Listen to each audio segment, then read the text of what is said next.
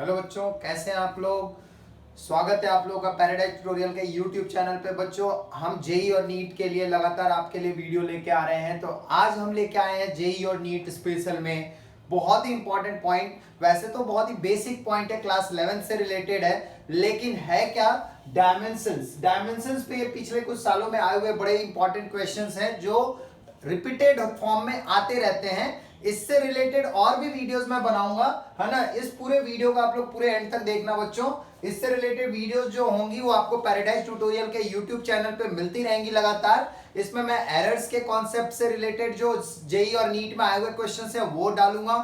फिर उसके बाद वर्नियर कैलिपर, स्क्रू गेज, बहुत इंपॉर्टेंट एक्सपेरिमेंटल डिवाइसेस होती हैं जिनसे रिलेटेड क्वेश्चन तो लगभग हर साल पूछा ही जाता है। यानी गारंटेड एक क्वेश्चन आपको मिलना ही है नीट और जेई दोनों में ही। इवन जेई एडवांस में भी और जेई मेंस में भी, दोनों में ही आपको ऐसे क्वेश्चंस जो डिवाइस से रिलेटेड है वो पूछे जाते हैं। तो ये लगातार ये लेक्चर, अगले 2-3 लेक्चर में बड़े इंपॉर्टेंट पॉइंट्स में लेके आया हूं। क्लास 11 से रिलेटेड है ये पॉइंट्स, लेकिन है जेई और नीट के लिए, दोनों के लिए ही बहुत इंपॉर्टेंट। चलिए स्टार्ट करते हैं।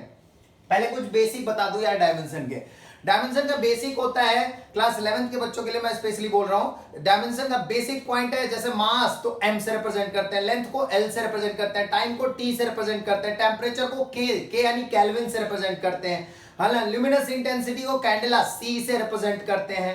अमाउंट ऑफ सब्सटेंस अगर कहीं दिया हो तो मोल m से, स्मॉल m से रिप्रेजेंट करते हैं, या MOL लिख दो, मोल से रिप्रेजेंट करते हैं, है ना।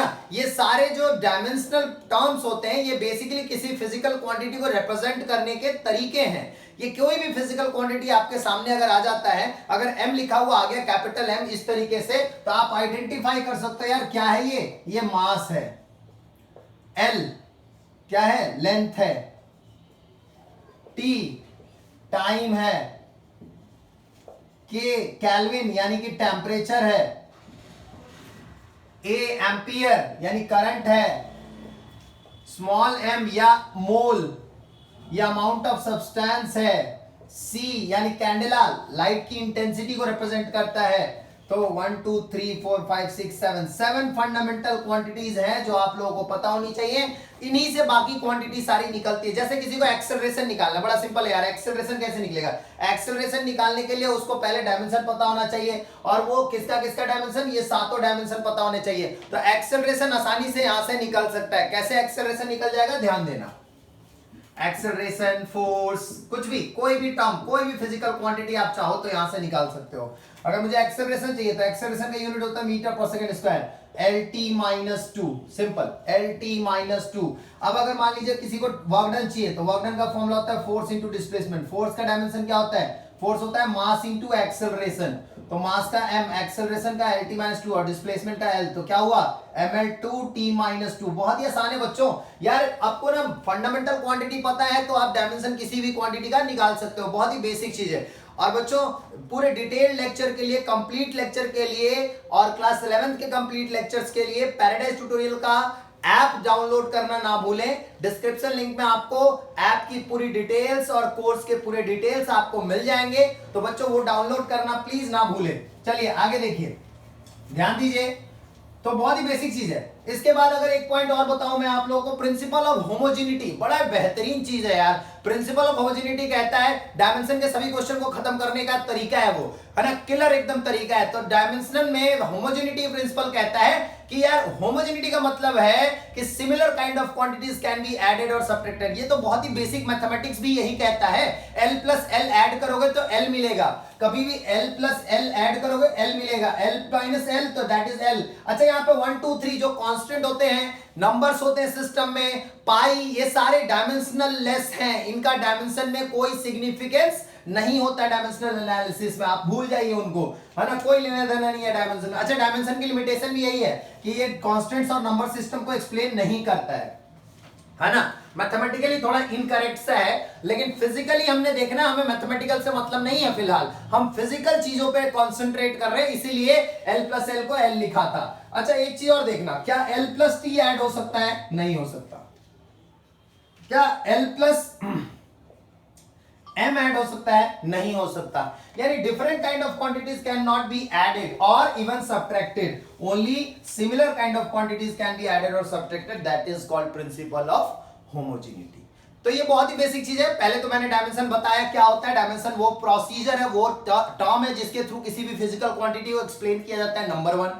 नंबर 2, डायमेंशन के फंडामेंटल 7 क्वांटिटी मैंने आपको बता दिए। और नंबर 3, अलग अलग तरीके की क्वांटिटी का डायमेंशन आप आसानी से निकाल सकते हो। और अब होमोजेनिटी के साथ, कि होमोजेनिटी क्या होता है भाई, similar kind of quantities can be added और सबट्रैक्टेड। हाँ, L प्लस T को ऐड नहीं कर सकते। अच्छा, L प्लस L क्या होगा, L ही होगा, कांस्टेंट का कोई यहां सिग्निफिकेंस नहीं है, पाई का कोई सिग्निफिकेंस नहीं है, नंबर सिस्टम का कोई भी सिग्निफिकेंस नहीं है। चलिए अब क्वेश्चंस करते हैं, बहुत ही अच्छे क्वेश्चंस हैं। अच्छा, एक चीज और याद रखना यार, एक्सपोनेंट, एक्सपोनेंट मतलब e to the power x, log, logarithm, trigonometry, sine cos tan, ये सब, इन सब के डायमेंशंस नहीं होते। पहली बात ध्यान रखिएगा, एक्सपोनेंट के डायमेंशन नहीं होते, लॉग का डायमेंशन नहीं होता, ट्रिग्नोमेट्रिक टर्म्स के डायमेंशंस नहीं होते, है ना, क्योंकि ये सिमिलर टर्म के रेशियो है। जैसे ट्रिग्नोमेट्रिक की बात करो तो सिमिलर टर्म का रेशियो होता है ना। एक्सपोनेंट कांस्टेंट टर्म्स पावर्स होते हैं, लॉगरिथम भी ऐसे ही कांस्टेंट टर्म्स होते हैं, तो इनके कोई डायमेंशंस एग्जिस्ट नहीं करते हैं। तो याद रखिए, लॉग में भी डायमेंशन एग्जिस्ट नहीं करता,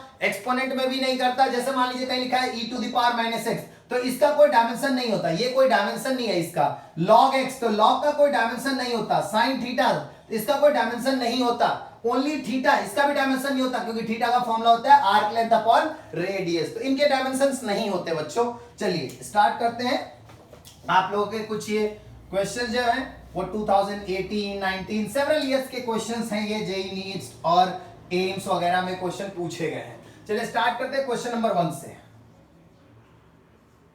मेरा मेन फोकस है क्वेश्चन के तरीके से अलग अलग डिफरेंट टफेस्ट क्वेश्चंस लेके और कॉन्सेप्ट को थोड़ा बहुत समझाते हुए मैं पूरे चीजों को जेईई और नीट से रिलेटेड चीजें समझाता जाऊं। और डिटेल लेक्चर के लिए मैंने जैसा कि आप लोगों को बोला और फिर से एक बार बोलूंगा कि पैराडाइज ट्यूटोरियल का ऐप जरूर डाउनलोड कर लीजिएगा, जो डिस्क्रिप्शन बॉक्स में आपको उसके सारे डिटेल्स आपको मिल जाएंगे, ऐप की लिंक भी मिल जाएगी आपको। चलिए देखिए, गिवन है एक क्वेश्चन के अंदर कि यार y दिया हुआ है, ये है ना। अब a इंटू बी इंटू सी का डायमेंशन पता करना है। यार बड़ा सिंपल है, क्या करना है, सबसे पहले उठा लो इक्वेशन को। क्या है equation, a sin omega T B T C T square cos omega T. अभी बताया मैंने कॉस और साइन के डायमेंशन नहीं होते, ये तो अभी बताया मैंने आप लोगों को। चलिए सबसे पहले y को कंपेयर करेंगे। याद रखिए ये सभी चीजें ऐड हो रही है, क्या हो रही है, ऐड हो रही है। ऐड हो रही है तो होमोजेनिटी प्रिंसिपल क्या कहता है कि अगर ये y डिस्प्लेसमेंट है तो ये भी पूरा क्या हुआ, डिस्प्लेसमेंट, ये भी डिस्प्लेसमेंट, ये भी डिस्प्लेसमेंट, सही बात है। चलिए साइन ओमेगा टी का तो कोई डायमेंशन होगा नहीं, देयरफॉर y को मैं सीधे सीधे किसके इक्वल लिख सकता हूं, a के। y को किसके इक्वल लिख सकता हूं, a के। ऐसे bt को किसके, y के, तो b कितना हो जाएगा, y upon T. C T square को क्या लिख सकता हूं, y के, तो c कितना हो जाएगा, y अपॉन टी स्क्वायर। मिल गए ए बी सी तीनों, ए बी सी, देखो a मिल गया यहां पर, b मिल गया यहां पर और c मिल गया यहां पर, ए बी सी तीनों मिल गए। हमें क्या चाहिए, a इंटू बी इंटू सी। चलो a इंटू बी इंटू सी निकाल देते हैं। a कितना है y, b कितना है y बाई टी, c कितना है y बाई टी स्क्वायर। तो ये कितना हो जाएगा, y cube upon T cube, y cube upon T cube. ध्यान से देखिए क्या यहां पर मैच कर रहा है कोई ऑप्शन, ध्यान से देखिए, y cube upon T cube, y a के इक्वल हो गया, y a के इक्वल हो गया, bt जो है वो y के इक्वल है, bt y के इक्वल है, तो b की वैल्यू y बाई टी हो गई, और ct स्क्वायर भी y के इक्वल है, तो c y by T square हो गया। तो इन तीनों को अगर मल्टीप्लाई कर दिया तो y क्यूब टी क्यूब। अच्छा ये ऑप्शन में कुछ गड़बड़ है, यहां पर y क्यूब टी क्यूब का ऑप्शन आएगा, ठीक है ना। तो y क्यूब टी क्यूब, आप ध्यान से देखिए ना, y सब में आ रहा है ना, देखिए a में भी y है, b वाले में y बाई टी है, y बाई टी है, c वाले में y बाई टी स्क्वायर है, तो y बाई टी स्क्वायर है, तो तीनों को मल्टीप्लाई करो, ये बन जाएगा आपके पास। क्लियर है, बहुत सिंपल है, कोई दिक्कत नहीं आनी चाहिए। ध्यान दीजिए नेक्स्ट क्वेश्चन पे। सिमिलर होमोजेनिटी याद रखना है, होमोजेनिटी याद रखोगे तो ऐसे क्वेश्चन करना आसान होगा आपके लिए, होमोजेनिटी याद रखना है मेनली। चलिए नेक्स्ट क्वेश्चन देखते हैं। ये सारे वो क्वेश्चंस है जो काफी अच्छे क्वेश्चंस माने जाते हैं, है ना, काफी इंपॉर्टेंट क्वेश्चंस है जो डायमेंशन से रिलेटेड है। तो क्वेश्चन नंबर 1 डन हो चुका है। अब क्वेश्चन नंबर 2 देखते हैं। क्वेश्चन नंबर 2 को सॉल्व करके देखते हैं क्या होगा क्वेश्चन नंबर 2 का सॉल्यूशन। कह रहे the position of x of the particle this, find the dimension of v0 and alpha. यार लो ये रहा v0 by alpha 1 minus E to the power minus alpha T. अभी बोला ना मैंने कि डायमेंशन नहीं होता एक्सपोनेंट का, डायमेंशन एक्सपोनेंट के नहीं होते हैं। यानी ये पूरा टर्म जो है, ये पूरा टर्म ये डायमेंशन लेस है। ये पूरा टर्म क्या है? डायमेंशन लेस है। डायमेंशन लेस है तो क्या लिख सकते हो? नाउ एक्सपोनेंट इज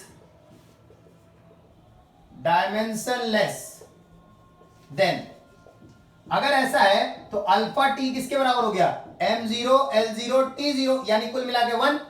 डायमेंशनलेस है तो m0 l0 t0 यानी 1। तो अल्फा का डायमेंशन क्या हुआ? 1 upon T, T to the power minus 1। Simple, T to the power minus 1 alpha का डायमेंशन। हमें अल्फा का डायमेंशन निकालना था तो वो निकल गया। अब यार ये पूरा टर्म तो हटा ही दो, क्योंकि ये भी डायमेंशनलेस है और 1 तो होता ही डायमेंशनलेस, तो पूरा ही हटा दो। तो 1 माइनस 1 खत्म, हटा दो यहां से। अब तो v बाई अल्फा नॉट क्या हुआ? ध्यान से देखो, x is equal to V naught by alpha. तो यहां से हमें वी नॉट का डायमेंशन डी चाहिए, तो वी नॉट क्या हो जाएगा? अल्फा इंटू में x। देखो अल्फा इंटू में x, अल्फा की डायमेंशन कितनी है? T to the power minus 1 और x का l क्या हो जाएगा? L T minus 1। V naught is L T minus 1। तो वी नॉट का डायमेंशन और अल्फा का डायमेंशन आसानी से निकल गया। बहुत ही सिंपल यार। एक्सपोनेंट पे आपको गौर करना है, एक्सपोनेंट पे, लॉग पे, ट्रिग्नोमेट्रिक टर्म पे गौर करना है, क्योंकि इसके क्वेश्चंस बहुत इंपॉर्टेंट होते हैं। और जैसा कि मैंने बोला, इसके बाद जो नेक्स्ट लेक्चर लेके आऊंगा ना डायमेंशन के बाद, वो एरर बड़ा इंपॉर्टेंट टॉपिक है। उस पे भी आपको बहुत इंपॉर्टेंट जो पिछले सालों में आए हुए क्वेश्चंस हैं, बड़े अच्छे क्वेश्चंस वो लेके आऊंगा। फिर वर्नियर कैलिपर और स्क्रू गेज, उसके क्वेश्चन तो आने ही आने हैं पेपर में, पक्का गारंटेड आने हैं नीट और जेई में, तो उसकी प्रिपरेशन तो अच्छी होनी चाहिए। चलिए नेक्स्ट देखते हैं, अगला क्वेश्चन नंबर 3। क्वेश्चन नंबर 3 देखते हैं। क्वेश्चन नंबर 2 हो चुका हमारा, क्वेश्चन नंबर 3 पे आ जाते हैं फटाफट जल्दी से। डन। क्वेश्चन नंबर 3 देखते हैं, क्वेश्चन नंबर 3 क्या कहना चाहता है हमसे। ये भी एक्सपोनेंट बेस्ड क्वेश्चन है, ध्यान से देखते हैं। इसमें अल्फा और बीटा का डायमेंशन निकालना, वेयर जेड डिस्टेंस है, के बोल्ट्जमैन कांस्टेंट। यार बोल्ट्जमैन कांस्टेंट क्या होता है ये बता दो आप लोग। बोल्ट्जमैन कांस्टेंट को के बी या के से रिप्रेजेंट करते हैं। इसकी वैल्यू होती है 1.38 10 to the power minus 23 joule kelvin. Boltzmann constant basically gas constant और एवोगाड्रो नंबर का डिवीजन होता है। किसका किसका? Gas constant. और गैस कांस्टेंट कितना होता है? 8.314 जूल पर मोल पर केल्विन, ये यूनिट होता है। और एवोगाड्रो नंबर होता है 6.022 10 पावर 23 मोल इनवर्स। तो मोल से मोल कट गया तो ये बच गया ना, इसको इससे डिवाइड करोगे तो यही आएगा। और जूल पर केल्विन, जूल पर केल्विन ये इसका यूनिट है, जूल पर केल्विन, ध्यान से रखिएगा यार।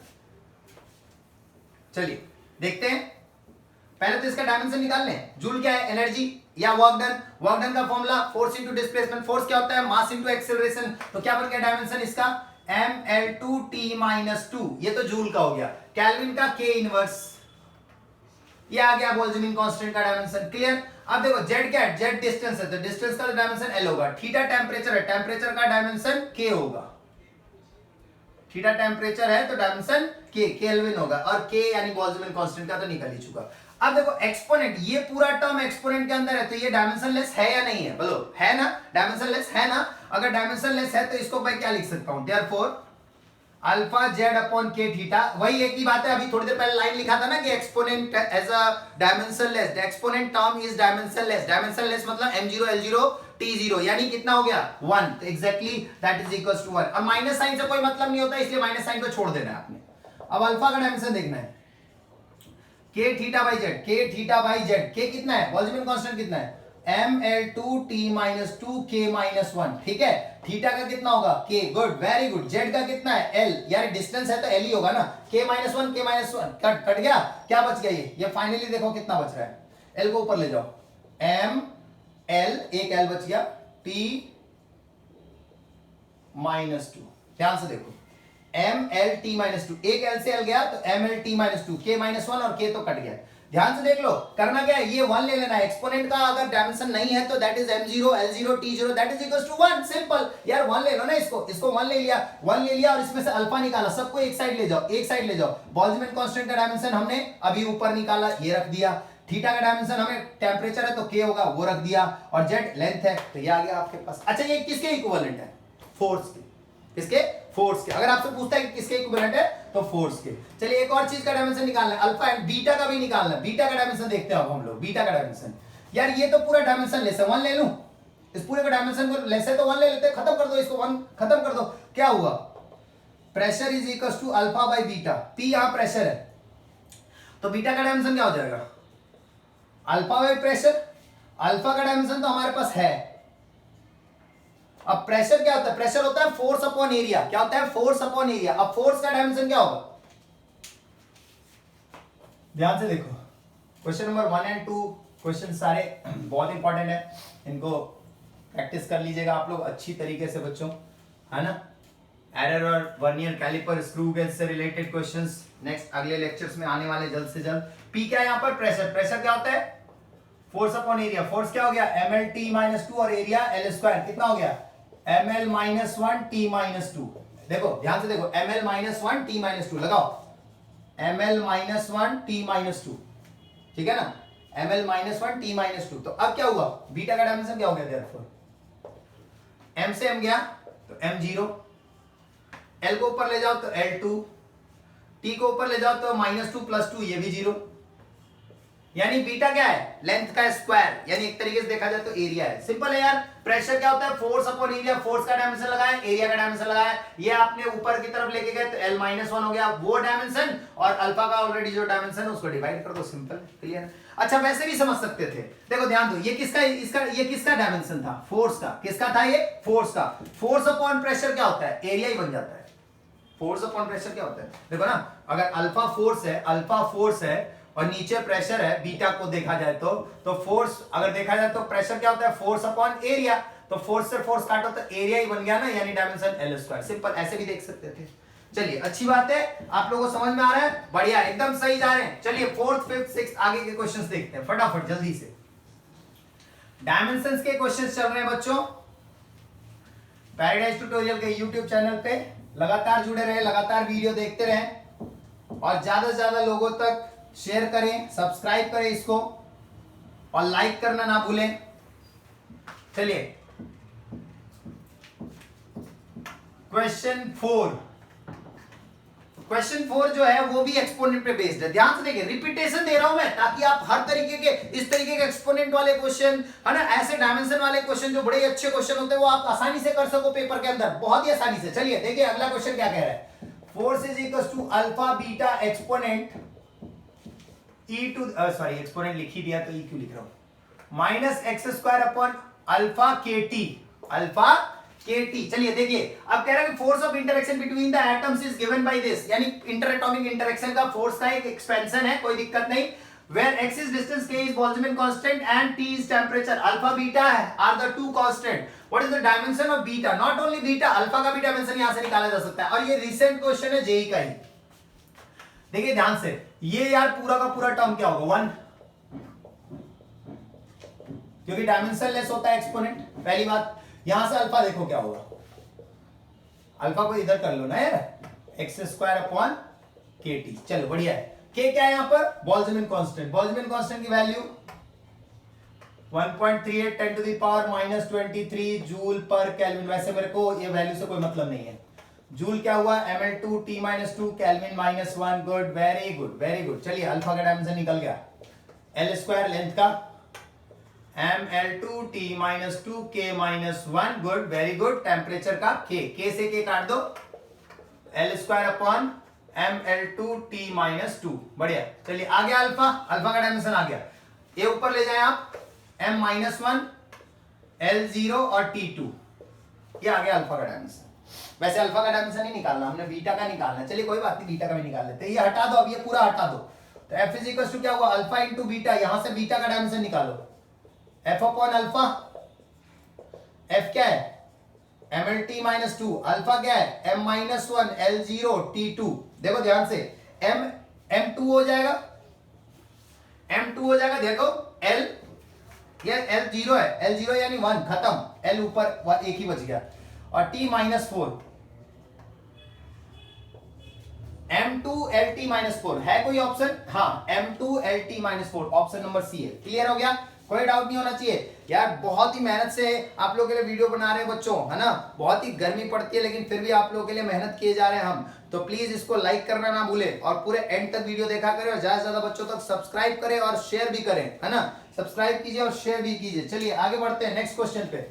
क्वेश्चन नंबर 5, ताकि हम ज्यादा से ज्यादा वीडियो ऐसे लेके आते रहें। यार इंस्पिरेशन क्या होती है? इंस्पिरेशन तभी मिलती है जब आप देखेंगे चीजों को, जब आप समझेंगे चीजों को। जब आप समझेंगे नहीं, देखेंगे नहीं, तो किसी को बनाने के लिए, वीडियो बनाने के लिए इंस्पिरेशन मिलेगी कैसे? चलिए देखते हैं फटाफट जल्दी से।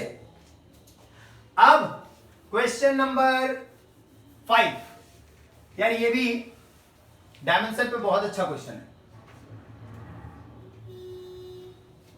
क्वेश्चन नंबर 5 देखते हैं ये भी।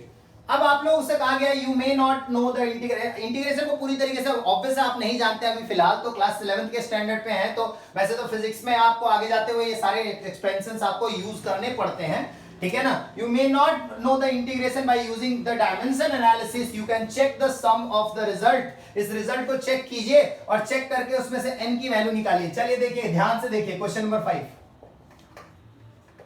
क्या है जी? dx upon 2ax minus x square power half. हाँ ध्यान दीजिएगा, अब इस पूरे एक्सपेंशन में हमने n की वैल्यू निकालनी। किसकी? n की। देखो यहां तो डायमेंशन लेस है, x लेंथ है, a भी लेंथ है, a और x दोनों ही लेंथ है, उनका डायमेंशन होगा l। तो इसको तो भूल ही जाओ, ये तो पूरा भूल जाओ, ये तो खत्म। तो बचा ये और इधर। अब इधर के पोर्शन पे देखो, ऊपर लेंथ है, अरे dx भी तो l ही है, dx भी तो लेंथ ही है। नीचे देखो 2 से तो कोई लेना देना है नहीं, ये l into L, L square minus L square power half a की पावर n। ध्यान से देखिए, तो l, L square minus L square is L square. ध्यान से देखो, a को l की पावर n लिख सकते हैं, l अपॉन एल, एल का स्क्वायर और हाफ तो एल ही होगा। तो therefore n is equal to क्या हुआ बच्चों? 0, है ना आसान। तो n की वैल्यू कितनी आएगी? यहां से 0 आएगी। n की वैल्यू कितनी आएगी? 0। यार कंपेयर करना है, ये देखो ये तो डायमेंशन लेस हो गया, डायमेंशन लेस हो गया, इसको तो भूल जाओ। अब यहां देखना, अब इंटीग्रेशन का डायमेंशन में कोई लेना देना है नहीं, तो उसको तो भूल ही जाओ। तो dx का कितना हुआ? dx x और a तीनों ही लेंथ है, dx x और a तीनों ही लेंथ है, बस उसको सॉल्व करते जाओ। एंड में देखोगे तो n की वैल्यू कितनी आ जाएगी? 0। चलिए अगला क्वेश्चन देखते हैं।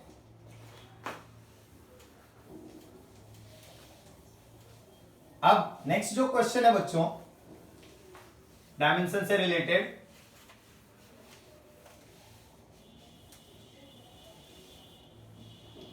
हाँ जी ध्यान दीजिए, question number 6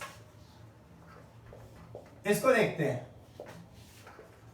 dx upon root under a की पावर 2 माइनस एक्स की power n is equals to sine inverse x by a. फिर वही बात, ये तो पूरा डायमेंशन लेस है और a और x दोनों की ही डायमेंशन क्या है? लेंथ है ना। अब प्रिंसिपल ऑफ होमोजेनिटी लगाओ, principal of homogeneity. Principal of homogeneity क्या कहता है? प्रिंसिपल ऑफ होमोजेनिटी कहता है कि यार ये सिमिलर काइंड ऑफ क्वांटिटीज है तभी तो सबट्रैक्ट हो रही हैं, यानी a स्क्वायर और x की पावर n दोनों इक्वल है, a स्क्वायर और x की पावर n दोनों क्या है? इक्वल है। तो यार सिंपल, x को a और x दोनों ही लेंथ है, खत्म। n is equal to 2, n is equal to क्या आएगा यहां पर? 2। ऐसा कोई भी क्वेश्चन आ जाएगा जो इंटीग्रेशन के फॉर्म में दे दिया हो और उसमें से पावर पूछ दिया, आपको घबराना नहीं है, बहुत ही ठंडे दिमाग से चीजों को सोचना है, क्या क्या चीजें दे रखी हैं उसके हिसाब से डायमेंशन लगा लेने हैं, और जो टर्म बिना डायमेंशन वाले उनको अपने आप ही भगा देना है, आंसर आपको मिलेगा ही मिलेगा। चलिए एक और क्वेश्चन देखते हैं, है ना। डायमेंशन के इंपॉर्टेंट क्वेश्चंस में से एक क्वेश्चन और, ऐसा नहीं है कि यही क्वेश्चन है, लेकिन पिछले कुछ सालों में रिपीटेड फॉर्म में ऐसे टाइप के क्वेश्चन आए हुए हैं, है ना, आए हुए ऐसे टाइप के क्वेश्चन, है ना। चलिए नेक्स्ट देखते हैं।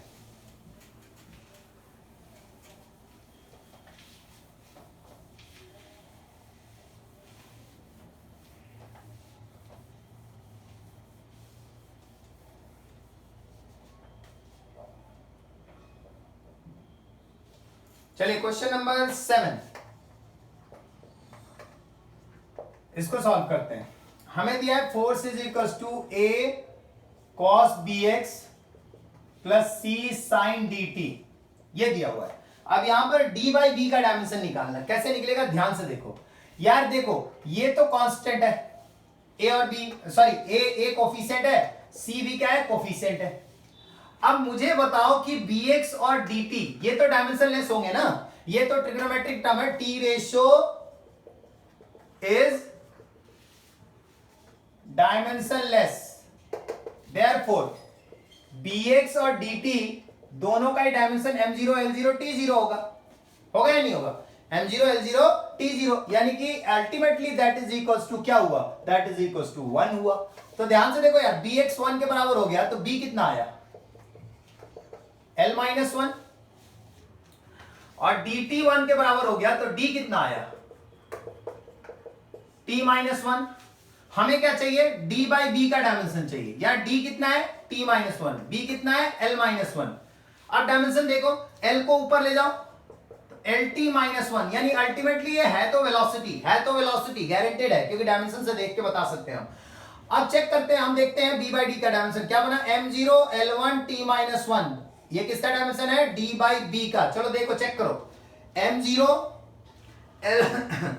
L1 t minus 1, yes, option number D correct है, ऑप्शन नंबर डी करेक्ट है। तो बच्चों इस तरीके के बहुत ही अच्छे क्वेश्चंस जो थे डायमेंशन से मैंने निकाल के, जेई से और नीट से और एम्स वाले एंट्रेंस से जो भी थे वो मैं निकाल के लाया हूं, जो आपको कराया मैंने डायमेंशन से रिलेटेड। अगले लेक्चर में error and then we have vernier caliper, screw gauge, यानी एपरेटस टाइप क्वेश्चन जो जेई और नीट में पक्का आते हैं, है ना। चलिए मिलते हैं नेक्स्ट लेक्चर में, तब तक के लिए बच्चों बी सेफ, कीप लर्निंग, और चैनल को लाइक करना ना भूलें, सब्सक्राइब जरूर करें और ज्यादा से ज्यादा बच्चों तक शेयर करो यार। चलिए बाय बाय।